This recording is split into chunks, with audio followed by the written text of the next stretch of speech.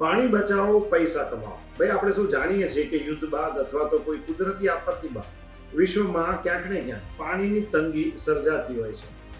ભવિષ્યમાં ફક્ત કોઈ પ્રોડક્ટને વેચવી તે જ બિઝનેસ નહીં હોય, પરંતુ પાણી બચાવવું, તેનું હાર્વેસ્ટિંગ કરવું અને સૌથી મહત્વનું કે તેનું રિસાયકલિંગ કરવું, તેનું શુદ્ધિકરણ કરવું પણ એક મોટો બિઝનેસ બનવા જઈ રહ્યો છે.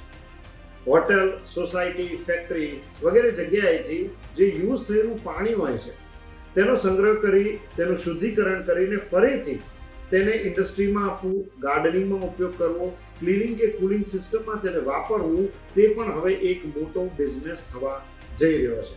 જો તમારી પાસે પૈસા નથી તો તમે વેસ્ટ વોટર રિસાયકલિંગના કન્સલ્ટન્ટ તરીકે પણ કામ કરી શકો છો, જેમાં એક પ્રકારનું પાણી માટેનું સ્ટાર્ટઅપ હશે.